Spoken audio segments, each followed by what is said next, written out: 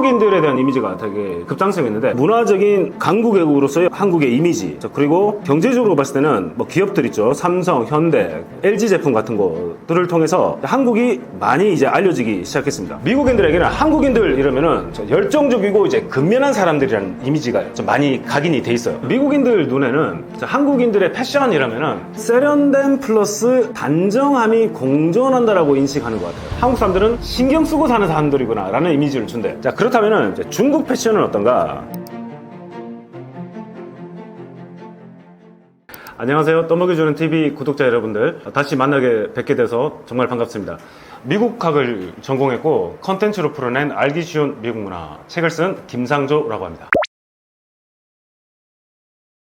아주 흥미로운 주제인데, 이게 단순한 개인적인 성격이 아니라 우리가 살펴볼 수 있는 것은 문화적인 배경하고 사회적인 구조에 기인한 집단적 특성으로 볼 수 있겠습니다. 첫 번째로 미국인과 한국인의 차이점을 생각해 본다면 집단주의와 개인주의를 들을 수가 있겠는데, 자, 우리는 또 집단주의 하면은 집단 속에서 살아간다기보다는 일종의 이제 공동체죠. 그래서 우리는 공동체의 구성원들과 좀 조화를 잘 이루고 가서 살아야 된다라는 훈련을 받고 살아왔고, 그 다음에 좀 눈치라고 하죠. 좀 분위기 파악. 주변에 내가 혹시나 누구에게 좀 피해를 줄 수도 있지 않을까라고 조심을 한다는 거죠. 그리고 우리가 살아오면서 한국 사람들은 주변 사람들에 대한 배려가 아주 중요하죠. 자, 반면에 미국 사람들은 개인주의라고 하는데, 미국식 개인주의의 핵심은 뭐냐면 남에게 도움 주지도 말고 받지도 말고 모든 건 네 스스로 해라는 겁니다.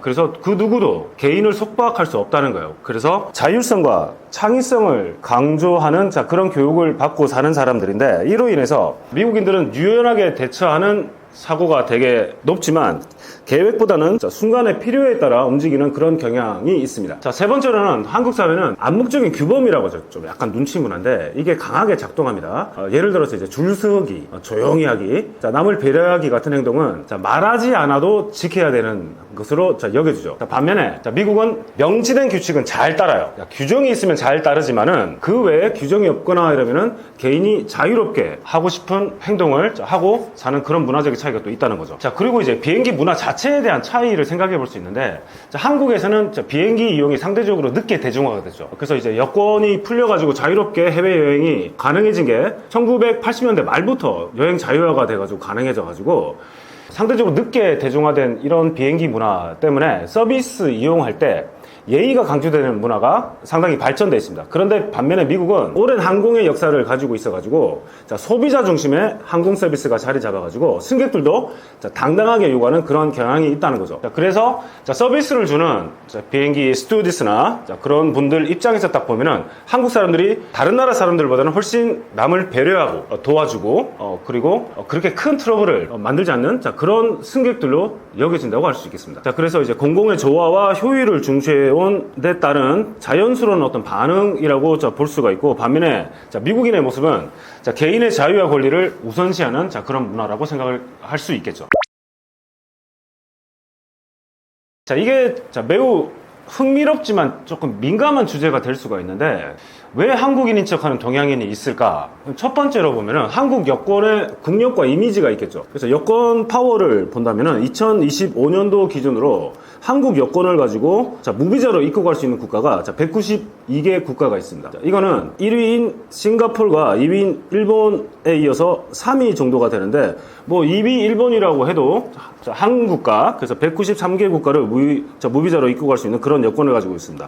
그래서 한국 여권이 가지고 있는 이 국력과 이미지가 상당할 수도가 있겠죠. 그래서 입국 심사를 할 때도 한국인이라고 그런다면은 특별한 문제가 없으면 빠르게 통과하는 경우가 많습니다. 그것 때문에 일부 아시아, 동남아시아 국가나 어떤 중국, 중동, 중앙아시아 국가 출신들은 한국 사람에 비해서 훨씬 더 심사 규정이 더 엄격하거나 추가 질문이 많을 수가 있겠죠. 그래서 뭔가 한국인인 척하면 보다 더 수월하게 입국 심사나 통과가 훨씬 쉽게 되지 않을까라는 그런 경우가 생겨날 수가 있겠죠. 그리고 보통 미국 사람들에게 동양 사람들 잘 구분하실 줄 아나요? 이러면은 잘 못한다고 그래요. 그래서 그들의 관념 속에는 중국 사람, 일본 사람, 한국 사람 다 비슷비슷하게 생각된다고 하더라고요. 그래서 영어 표현으로 보면은 자, Asians look alike라고 해요. 그래서 다 비슷비슷하게 생겼다라고 하는데, 그런 미국 사람들에게 어떤 동양인이 I'm from Korea라고 하면은 뭐 입국 심사관뿐만 아니라 자, 일반적인 미국 사람들도 외모만으로는 정확히 판단할 수 없었는데 그런 말 때문에 훨씬 더 유리한 상황에서 여행을 할 수 있거나 뭐 입국 심사를 통과할 수 있기 때문에 자, 그런 점을 좀 악용하는 사람들도 있지 않나 싶기도 합니다. 자, 그리고 세 번째 생각해 본다면은 자, K컬처의 위상을 들 수가 있겠죠. 그래서 한국인이라는 이 정체성 자체가 긍정적으로 인식되는 경우가 많아졌습니다. 자, 그렇다면 이제 미국인들은 한국인, 일본인, 중국인, 기타 아시아인들을 어떻게 인식할까? 일본 사람들 생각해 본다면은 80년대 일본 경제가 아주 발전을 해가지고 90년대, 2000년대까지 해서 대표적인 그때 인기를 얻었던 일본 기업들이 대표적으로 전자 가전 회사를 생각한다면 뭐 소니가 있겠죠. 그리고 자동차 회사는 도요타나 혼다가 지금도 인기를 얻고 있는데 미국 사람들 인식에는 일본인들 이러면은 정중하고 질서정연하면서 고급 기술과 전통을 가진 나라라고 생각을 해요.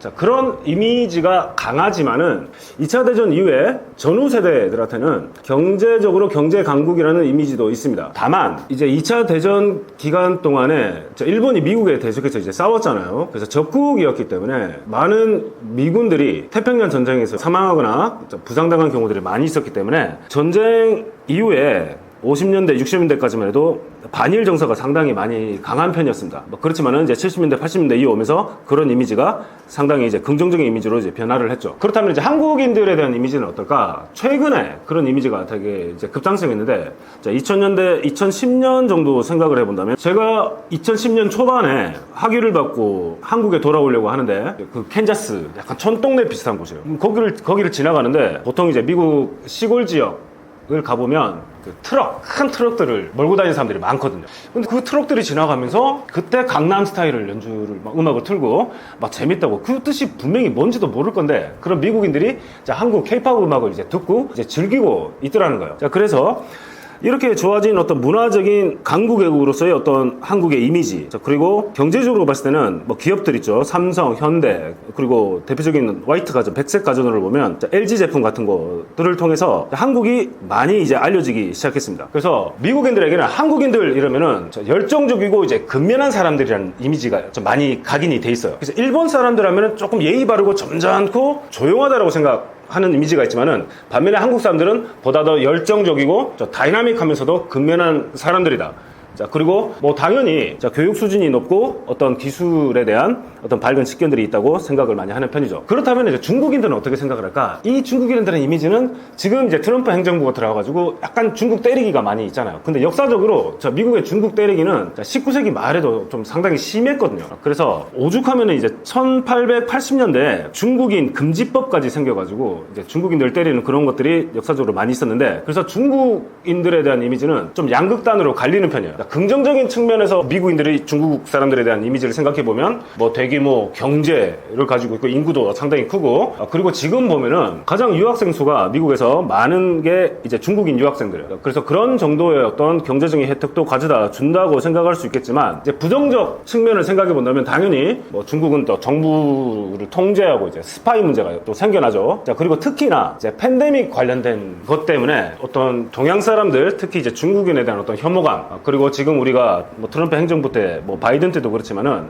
중국과의 어떤 경제적, 어떤 정치적인 긴장 관계 때문에 일부 미국인들한테는 중국이 조금 불신의 대상이 되기도 하죠. 그래서 특히나 미중 관계가 이제 악화된 이후에는 입국 심사에서 이제 중국 국적자에 대한 경계심이 상당히 강화된 상황입니다. 그러면 이제 우리가 동양 사람들 이러면은 뭐 당연히 한국, 일본, 중국 사람들뿐만 아니라 동남아 사람들도 있을 거 아니에요. 대표적으로 이제 미국으로 많이 건너간 동남아 국가 출신들이 누구냐면 이제 베트남 출신들입니다. 이분들이 주로 1975년도에 베트남 전쟁이 이제 끝나고 나서 보트피플들로, 난민들로 미국으로 건너갔는데, 참 재밌었던 게 이제 수십만 명의 난민들을 미국이 이제 전쟁 때문에 좀 미안했죠. 남겨두고 간 베트남 사람들에 대해서 미안한 감정 때문에 난민들을 미국으로 받아줬는데, 미국이 50개 주가 있는데 각 주가 이제 분담을 해요. 그래서 우리 주가 어느 정도 할당 숫자를 주면은 우리 주에 베트남 사람들을 수용을 하겠다라고 해서 베트남인들이 이제 가장 많이 정착해 있는 곳이 캘리포니아 쪽, 그리고 텍사스, 그리고 원래 이제 동남아 기후인데 상당히 더운 기후 출신들인데 시카고 되게 추운 기후입니다. 시카고나 미네소타주에 있는 미네아폴리스 이런 곳을 가면 베트남이나 라오스계 출신들이 많이 정착해서 살고 있습니다. 그분들이 대부분 다 난민으로서 이제 정착을 했는데 처음에는 난민으로 오니까 미국인들도 이거 조금 동양 사람 체구도 좋고 특히 동남아 사람들이라고 해서 약간 좀 이미지가 그렇게 좋지는 않았지만은 이 베트남 사람들 상당수가 1세대 때는 상당히 고생을 많이 했지만 2세대부터는 자식에 대한 어떤 투자, 교육에 대한 투자를 통해서 2세대, 3세대에 거쳐오면서 미국 주류 사회를 편입한 베트남 인구들도 상당히 많아졌어요. 그래서 뭐 동남아 사람들에 대한 이미지도 그렇게 나쁘지는 않은 편이다 라고 말씀드릴 수 있겠습니다. 다만 미국인들 사이에서는 아시아인 하면은 종종 중국계라고 생각하는 경향이 있어요. 그래서 어떤 아시아인이 무엇을 해도 약간 저거 중국 사람이야 라고 오해받는 경우가 있지만은 최근에는 그런 이미지들이 상당히 많이 변화했고 그래서 많은 미국 젊은 세대들은 특히나 아시아는 이제 더 이상 하나의 덩어리가 아니고 다양한 문화권으로 인식하려는 그런 움직임들도 이제 많아졌습니다. 결론을 말씀드리자면 왜 한국인으로 사칭을 하지? 로 생각하면 요약을 해드리면 이제 한국 여권의 어떤 신뢰성, 입국 심사할 때의 어떤 유리함 그리고 K컬처가 가지고 있는 어떤 호감, 이미지 때문에 그렇지 않나 라고 볼 수가 있겠습니다. 미국인들에게는 한국 패션은 어떤 특징을 갖고 있을까요? 재밌는 질문인데요. 지나가는 동양인 패션만 봐도 이 사람은 한국인일 거라고 이제 안 돼요. 그러면 한국 사람들이 입고 있는 패션의 특징은 뭔지를 한번 생각해 볼 수가 있겠죠. 그래서 미국인들 눈에는 한국인들의 패션이라면은 독특하고 좀 인상적이며 다른 동양권 국가들과는 구별되는 특징을 갖고 있지 않나. 첫 번째, 한국 사람들의 패션은 약간 세련됨 플러스 단정함이 공존한다라고 인식하는 것 같아요. 그래서 영어적인 표현으로서 보면은 한국 사람들의 패션을 뭐라고 표현하냐면 폴리시드라고 정갈하고 그 다음에 put together라는 표현이 있습니다. 그래서 you look put together 이러면 되게 잘 가꾸어진 듯 잘 보인다는 그런 긍정적인 이미지인데 또 어떤 영어적인 표현이 뭐가 있냐면 dapper라는 표현이 있습니다. D-A-P-P-E-R이라고 dapper라는 표현도 상당히 잘 차려입었다라고 하는데 특히 한국 사람들이 이런 영어적인 표현들을 많이 들어요. 미국인들에게. 그래서 이 표현이 왜 쓰였나 한국 사람들의 어떤 복장을 보면 이게 한국 사람들은 약간 단순한 듯한 옷을 입는 것 같아도 뭐 컬러의 배치, 핏, 액세서리 같은 것들이 모두 조화롭게 어우러진 경우가 많아가지고 한국 사람들은 신경 쓰고 사는 사람들이구나 라는 이미지를 준대요. 그리고 당연히 K-POP 그런 문화 때문에 K-POP 아이돌과 비슷한 드라마 속 패션들이 일반인들에게도 이제 반영된 모습을 보죠. 그래서 한국인들은 옷 잘 입는 사람들이라는 인식이 확고해지고 있고 빠른 트렌드를 수용하고 개성 있는 스타일을 추구하는 사람들이라고 생각을 하죠. 그렇다면 우리가 옷을 화려하게 입느냐? 그건 아니죠.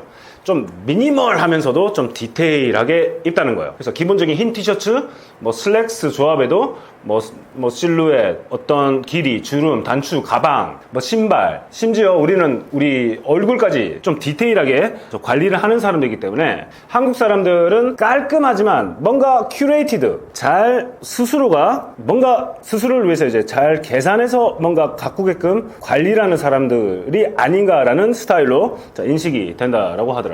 그렇다면은 일본 사람들에 대한 패션 인식은 어떤지 전부 다 그렇다는 건 아닙니다. 다만 우리가 약간 일본 사람들의 패션에 대해서 생각하는 이미지하고 좀 비슷하게 일본인들의 어떤 패션이라는 것은 오랫동안 그 하라주쿠 스타일이라고 있죠. 약간 좀 실험적이고 독창적인 패션을 좀 추구하는 사람들이 많이 있어 보여요. 그래서 미국에서 일본 유학생들을 만나면은 한국 사람들하고 패션이 뭔가 틀려요. 그래서 영어적인 표현을 뜻하자면은 약간 콜키하다고 하는데 약간 조금 기이하고 아르치라는데 기이하지만 뭔가 스스로 고유하게 어떤 추구하는 면이 보이기 때문에 예술적일 수도 있고 그리고 아방가르드한 측면도 있다라고 봐요. 그래서 아방가르드는 실험적인 측면도 있다라고 하는데 그런 패션을 가지고 있는 사람들이 아닌가라는 고정관념 비슷한 이미지가 담겨 있겠죠. 그래서 도쿄에 가시면 이제 그 도쿄의 스트리트 패션 같은 걸 생각해 본다면 여전히 독특한 개성의 상징으로 여겨지고 하이 패션 브랜드에서도 영향을 많이 받는 편이죠. 그렇다면 중국 패션은 어떤가? 제가 미국에 있을 때까지만 해도 중국인들 하면 약간 보여요. 뭔가 한국 사람, 일본 사람들과 구별되는 중국인들만의 어떤 스타일이 있죠. 약간 옷 스타일 스타일도 우리보다는 그 이전의 스타일을 입고 있는 것 같고, 자, 머리 스타일도 우리처럼 이렇게 잘 가꾸고 다듬는 어떤 그런 게 없어졌는데, 그게 지금은 자, 많이 변했다는 거예요. 특히나 이제 뭐 상하이, 베이징, 선전 같은 자, 그런 대도시 지역을 가면은 뭐 K-팝 영향을 많이 받아서 자, 그런지 부유층도 많이 늘어났고, 뭔가 이제 브랜드 로고가 들어간 어떤 패션을 많이 추구하는 사람도 있고, 뭔가 세련된 스타일을 추구하는 그런 층들도 많이 늘어났다고 볼 수가 있겠습니다. 그리고 이제 흥미로운 관찰을 보는데 되게 미국인들이 재밌다고 생각하는 게 뭐가 있냐면, 한국인들은 왜 공항에 비행기 타러 가는데 화장하고 그렇게 꾸미고 가냐고 라고 좀 신기하게 생각하는 사람들이 많이 있대요. 그래서 왜냐면 보통 미국 사람들은 편하게 긴 여행을, 한국 여행을 가려고 그러면은 그냥 간단한 바지에 슬리퍼에 좀 편하게 왔다 갔다 라고 하고 싶은데, 한국 사람들은 그런 순간에도 관리를 하는 사람들이 꽤 많아 보인다는 거죠. 자, 그리고 외국인 교환학생들이 한국 대학교에 공부를 하면 가장 놀라는 게, 한국 대학생들은 화장을 한대요. 여학생들이 화장을 하고 되게 뭔가 정장 차림 비슷하게 이렇게 잘 꾸미고 학교를 공부를 하러 오는 그런 모습들이 되게 자기들하고 많이 다른 그런 모습들이라고 보인다고 하는데, 그래서 이런 대답을 해주죠. 한국 사람들이 뭐 대학생들이 그렇게 꾸미고 관리를 하고 그렇게 사는 그런 이유가 뭐냐면은, 이 한국 사람인들에게는 이 패션이라는 게 단순한 옷이 아니고 뭔가 자신만의 어떤 태도와 자기 관리의 표현으로 비춰줄 수 있다는 거죠. 그래서 우리는 항상 관리를 하고 사는 그런 사람이라는 거죠. 자, 그런 측면도 생각해 볼 수 있겠습니다. 좋은 질문이신데요, 거의 구별을 못해요. 그러면 어떤 식으로 구별을 하나 보면, 인지적으로 자신들이 뭐 K-팝이나 한국 드라마나 영화를 통해서 봤던 그런 한국인들만의 어떤 패션, 머리 스타일, 그런 이미지들 있죠. 그런 각인된 그런 이미지가 비슷해 보이는 사람 이러면 한국인이래요. 그렇지 않은 사람들은 뭐 약간 아방가르드한 면을 추구하는 사람 보면은 약간 일본인이고, 그보다 약간 그런 사람들은 중국 사람들이라고 생각을 해서 볼 수 있는데, 근데 얼굴만 보고는 구별하기가 쉽지 않대요. 자, 그렇기 때문에 미국 사람들 눈에는 동양인들이 거의 이제 똑같이 생겼다라고 생각할 수 있다는 거죠. 다만 제가 중국인, 한국인, 일본인 구별하는 저만의 방법이 뭐냐면, 허리 숙여 인사하는 각도 있죠. 그래서 학교를 딱 다니면 교수님 안녕하세요 하고 가장 허리 숙여서 인사하는 친구를 딱 보면 일본인 유학생이에요. 일본인 학생이에요. 그럼 우리 한국 학생들은 한 15도 정도 안녕하세요라고 목례 비슷하게 인사를 하죠. 중국 학생들은 허리 숙여 인사 안 해요. 손을 흔들거나 뭐 하이, 악수를 하거나 그래요. 중국 학생들은 왜 목례를 안 하지? 허리 숙여 인사를 안 하지? 하니까, 자, 문화혁명 이후부터 해가지고 허리 숙여 누구한테 인사를 하는 거는 어떤 계급을 인정하는 어떤 그런 약간 부정적인 게 있을 수 있으니까 그 문화를 바꿨다고 그러더라고요. 그래서 중국인들 문화에서는 허리 숙여 인사하는 문화가 없기 때문에 동양인들 중에서 한국인, 일본인, 중국인도 구별하는 방법은 어떤 그런 식으로 구별을 하는 편입니다. 미국인이 말하는 한국인처럼 생긴 얼굴은 뭘까요? 딱 보면, 자, 뽀얀 피부 있죠. 한국 사람들 피부는 되게 하얗다고 해요. 그래서 K-뷰티를 통해서 좋은 화장품을 써서 그런가 해서 많은 미국인들이 이제 한국 화장품들을 많이 구매를 해서 사용하는 편인데, 미국인들 인식에는 한국인들 남녀 모두 피부톤이 되게 밝다고 생각을 해요. 그리고 또 결점 없는 피부 표현을 추구하는 점이 되게 돋보인다라고 생각을 하고, 특히 한국 남성도 되게 깨끗하고 뭔가 그들의 정돈된 외모가 아주 훈해 보여가지고 미국에서는 아유 되게 좀 잘생겨서 좀 혼란스럽다는 반응도 많습니다. 자, 그리고 V라인 턱이라고 하죠. 뭐 다 똑같이 우리가 생긴 건 아니니까. 그리고 뭐 상대적으로 조금 한국인들의 얼굴이 좀 갸름하다라고 좀 인식을 한다라고 하더라고요. 그래서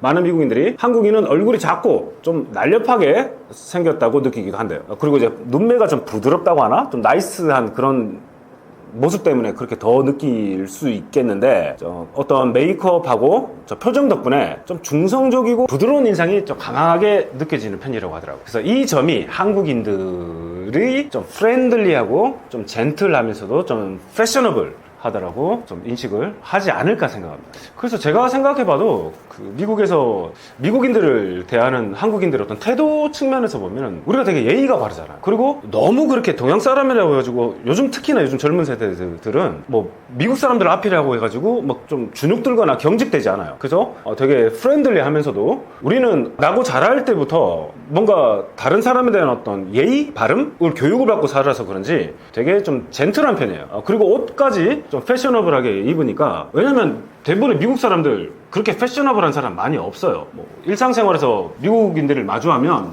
보통 다 청바지에 어떤 티셔츠 하나 입고 뭐 스니커스, 운동화 신고 다니는 사람들이 대부분인데, 거기에 비해서 한국인들은 상당히 패셔너블한 편이라는 이미지로 해석이 되겠죠. 한국인들에 대한 어떤 직장 내 이미지는 뭐 상당히 이제 긍정적으로 생각해 볼 수가 있겠죠. 그래서 미국 기업들이 한국인들을 고용할 때 뭐 주는 어떤 평가 같은 거는 뭐 능력 중심, 뭐 태도 중심, 그리고 뭐 조직 문화, 적응력 이런 측면에서 좀 독특한 평가가 이루어진다라고 생각해 볼 수 있겠습니다. 그래서 첫 번째로 미국 회사들이 말하는 한국 직원에 대한 대표적인 인식. 자, 첫 번째로 근면하고 성실하다는 거죠. 그래서 영어로 말하면 이제 hardworking 하고 뭐 diligent, 근면하고 이제 성실하다는 그런 말인데, 거의 미국 모든 어떤 직장 상사들이 공통적으로 꼽는 한국인들의 장점입니다. 근면 성실함. 그래서 이게 다른 말로 하면은 한국인들은 어떤 일에 대한 뭐 책임감이 강하겠죠. 그래서 책임감 강한 한국인들이 대부분이잖아요. 그리고 한번 했으면 그거를 끝까지 해내려고 하는 그런 의지를 가지고 있는 사람들이에요, 우리는. 그래서 주어진 일을 한국인들은 끝까지 해내려고 노력을 하는 그런 태도를 가지고 있구나 라고 인식을 한대요. 그래서 그런 평가를 많이 주는 편입니다. 다만 9 to 5라고 하죠. 이제 그 9 to 5라고 하는데 9시에 출근해서 5시에 퇴근을 하는데, 우리는 9시 출근이면 훨씬 전에 가서 일 시작 준비를 하고 5시 퇴근이면 5시에 칼퇴근하는 사람들은 요즘에는 모르겠지만 많이 없었잖아요. 그런데 미국인들이 보기에는 한국인들이 조금 오버해서 조금 너무 일을 하려고 하는 성향을 가지고 있지 않나? 라고 비춰지기도 한대요. 다른 말로 하면은 5시에 퇴근이면은 5시 전까지 할 일 정확하게 마무리해놓고 나가면 되는 건데, 굳이 왜 5시 넘어서까지 퇴근하지 않고 저렇게 남아있나? 자, 우리 입장에서는 할 일이 더 남아있어서 더 해보려고 하는 것입니다 라고 해서 뭔가 상사에게 긍정적인 이미지를 줄 수도 있겠지만은, 미국 상사 입장에서는 그렇게 생각 안 할 수도 있는 측면도 있대요. 왜 5시까지 마무리를 지어내지 못하고 굳이 남아서, 너 혼자 남아서 이 일을 계속 하고 있느냐라는 인식으로 비춰질 수 있기 때문에, 자, 이런 것은 좀 유념할 필요가 있다고 하더라고요. 자, 두 번째, 한국인에 대한 평가는, 한국인들은 이제 문제 해결 능력이, 프로블럼 솔빙이라고 하죠. 문제 해결 능력이 아주 뛰어나다라고 하는데, 그럼 우리 한국 사람들은 왜 이렇게 문제 해결 능력이 뛰어날까? 라고 생각해 보면, 아마 우리가 중고등학교 입시를 치르잖아요. 그래서 시험, 입시 중심, 그리고 우리 환경 자체가 이제 빠른 변화에 적응해야 되는 그런 속에 우리가 살고 있기 때문에, 한국인들은 지속적인 어떤 압박 속에서 뭔가 해결법을 내야 된다는 그런 강박관념을 느껴서 그런지, 그래서 어떤 해법을 찾는 능력이 상당히 강하구나 하는 그런 평가를 받기도 한대요. 특히나 위기 상황이 오면은 아주 침착하게 대처하고 좀 디테일에 강한 그런 모습이 긍정적인 인상으로 남는다고 합니다. 자, 그리고 우리는 뭔가 공동체 중심의 사회이기 때문에, 세 번째 말씀드리자면 한국인들은 팀워크를 지키고 예의를 지키는 사람들이구나. 그래서 미국에서의 어떤 기업 문화에서 리스펙트풀이라고 하죠. 어떤 예의를 지킨다. 자, 이거는 뭔가 단순한 공손함이 아니고 조직 내의 어떤 내 상사, 동료, 그리고 아래에 있는 사람들과의 어떤 소통과 어떤 조율 능력을 의미를 한대요. 그래서 한국인들은 상하관계, 역할을 받았을 때의 어떤 역할 분담, 그리고 어떤 공감적인 어떤 리액션 부분에서 긍정적인 평가를 많이 받는다고 합니다. 다만 이런 긍정적인 측면도 있지만은, 미국인 상사들 또는 미국 회사가 느끼는 한국인이 가지고 있는 어떤 도전적인 과제를 생각해 본다면은, 첫 번째 우리가 생각해 볼 게 뭐가 있냐면, 우리는 어릴 때부터 겸손이 미덕이라고 배우잖아요. 그래서 나를 너무 드러내지 말라라고 우리는 배우지만은, 미국은 자기를 정확하게 나를 나타내줄 수 있는 게 어떤 미덕이라고 봐요. 그런 측면에서 생각해 본다면은, 한국인들은 자신만의 어떤 PR이 약하다라고 생각을 한대요. 그래서 많은 한국 직원들이 이 성과는 뭔가 말하지 않아도 뭐 주시겠지라고 생각하지만, 미국 직장 문화에서는 자기 성과를 정확하게 드러내고 좀 브랜딩하는 능력도 아주 중요하더라고요. 자, 그래서 너무 자기를 보여주지 않고 내가 어떤 능력을 가지고 있는 사람인지를 인식하지 못하게 한다면은, 받아들이는 상대방 미국인들 입장에서는 이 한국인이 좀 너무 내성적이고 좀 소극적이면서도 존재감이 약한 어떤 그런 인상을 줄 수가 있다라고 합니다. 그래서 정확하게 나를 드러내고 내가 가지고 있는 능력이 어떤 것인지를 상대방에게 인식시켜 줄 수 있는 그런 표현 방법들도 알고 있는 게 좀 중요하지 않을까라고 생각해 볼 수 있겠고, 또 두 번째로는 한국인들의 어떤 일에 대한 열정이 너무 강해가지고 일을 하다 보면은 좀 번아웃 되는 그런 경향들이 있대요. 그래서 적절한 워라밸이죠. 자, 워라밸을 조금 중시하는 자, 그런 문화로 갈 필요도 있지 않겠나로 생각해 볼 수 있겠고, 두 번째, 마지막으로 한국인들이 우리 대학에서도 마찬가지인데 어떤 의사 표현이 좀 조심스럽고 간접적일 수 있어요. 그래서 어떤 회의나 토론을 들어갔는데 뭔가 직설적이지 않고 질문에 바로 답하지 않는 태도 있죠. 우리는 듣고 생각을 하고 정리를 해서 나중에 어떤 뭐 글이나 다른 걸 통해서 문서를 통해서 자기 표현을 할 수가 있는데, 특히 영어로 대화를 해야 되는 어떤 그런 회의나 토론에서 자, 우리가 그런 정확한 답을 직접적으로 전달해 주지 않을 때는 미국 상사들이 때때로는 뭔가 좀 불확실한 태도를 가지고 있지 않나 라고 하는 부정적인 이미지를 줄 수도 있다는 것들. 그래서 특히 이제 미국 같은 피드백을 주고받는 문화에서는 직접적인 커뮤니케이션을 잘 할 수 있는 그런 방법들을 모색해 보는 게 중요하다라고 생각해 볼 수 있겠습니다. 자, 결론을 말씀드리자면, 자, 미국 회사에서 한국인은 믿고 맡길 수 있는 어떤 능력자, 어떤 실력자, 또는 예의 바르고 뭔가 조용한 문제 해결사로 평가받는 경우가 많습니다. 하지만 자, 미국 조직 문화에서는 아까 말씀드렸듯이 자기 표현, 그리고 어떤 존재감, 나라는 존재감, 그리고 나를 어떤 브랜딩하는 그런 능력도 아주 중요하다. 그래서 이를 적절히 잘 보완하시면 글로벌 리더로서의 강력한 경쟁력을 가지실 수 있을 거라고 믿습니다. 저희 부족한 미국 문화 영상을 시청해 주셔서 정말 감사드립니다. 보다도 미국 문화에 대한 조금 재밌는, 관심 있는 부분들이 있으시면 이 책에도 좀 재밌는 내용들이 좀 담겨 있고, 그리고 혹시 댓글을 남겨주시면은 저도 그걸 읽고 여러분들에 대해서 답을 남겨드리도록 그렇게 노력하겠습니다. 정말 영상 시청해 주셔서 정말 감사드립니다. 감사합니다.